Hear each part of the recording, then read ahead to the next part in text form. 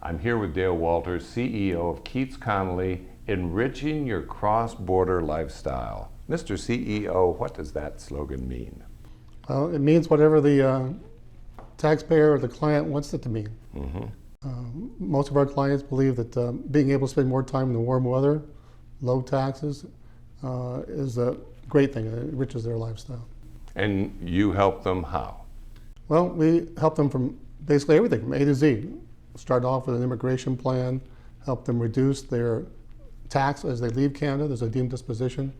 We develop a U.S. estate plan, how to get their assets out of Canada into the U.S., how to qualify for Social Security, Medicare.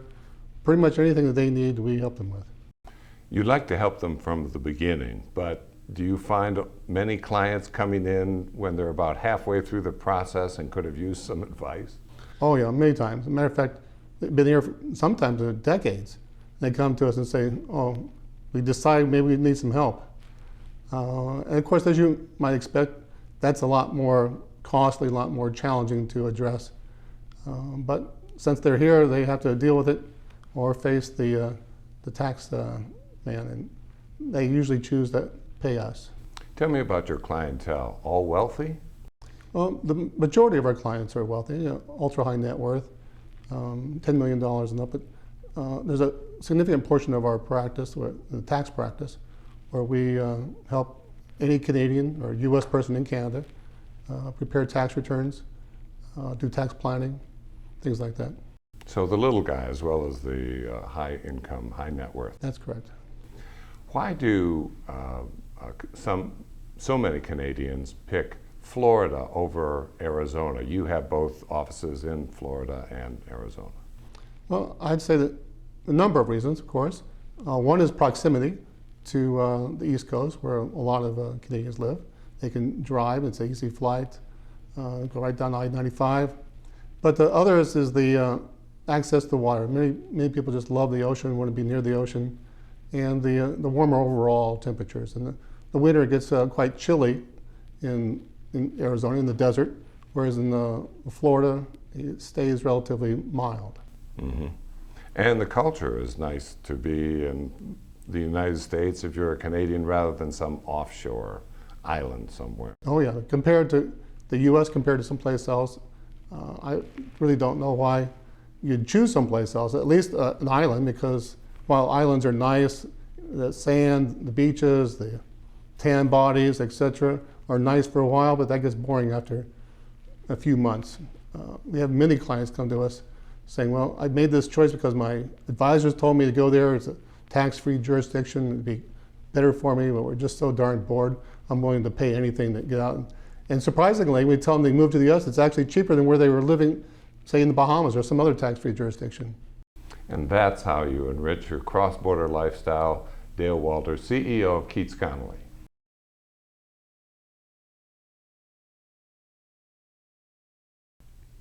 Dale Walters, CEO of Keats Connolly.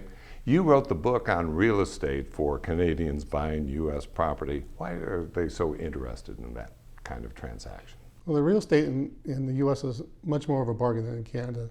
Canadian real estate prices are high, even compared to other cities around the world. Places like Vancouver have some of the most expensive real estate in the world. The proximity, they would like to have some place here anyway, so they could spend some winters here, spend some time here. And there's a number of reasons they would buy in the U.S. What kind of mistakes do they make when they buy here? Well, the biggest mistakes, I believe, is how they title the property. Improper titling can lead to unnecessary taxes, even double tax. That could lead to U.S. estate tax and not passing properly to the heirs. Mm-hmm. So what kind of mistakes do they make in titling? Well, they seek out, primarily don't seek cross-border advice from a competent cross-border, either a CPA or attorney or planner. Because they go to a Canadian advisor, they get Canadian-centric advice, like put it in your Canadian corporation. They go to a U.S. advisor and they get U.S.-centric advice, like put it in an LLC. Both of those are perfectly fine advice if you're only an American or only Canadian, but when you're doing cross-border, they are both wrong. Some of the procedures, too, in buying property are different. For instance, title insurance. That's correct. Some of the things that are different are title insurance, using a title company rather than an attorney to close the property. Attorneys do the processing in Canada. That's correct. The costs, what kind of difference are there in the costs of the process? There's a lot more costs in the U.S. You got, anyone who's bought property in the U.S. knows the whole litany of costs. You get not only title insurance, but title search, which goes with the title insurance, attorney fees, and various other things. I'd say the costs are probably at least double what they are in Canada. What if I rent out my condo, if I were a Canadian, rented out my condo when I'm not here? Are there tax implications there? Yes, if you're renting your property in the U.S., you need to pay U.S. taxes, file a U.S. tax return. Even if you don't have a profit, so your expenses exceed your rent you're collecting, you should file a return, both because it's the law, and at some point you're going to sell the property and hopefully have a gain. You want to accumulate those losses to offset that gain in the future. And if you don't file a return, those losses are gone. It may seem simple if you're a Canadian to buy property in the U.S., but you'd be better off talking to this guy first. Dale Walters, CEO of Keats Connolly, enriching your cross-border lifestyle.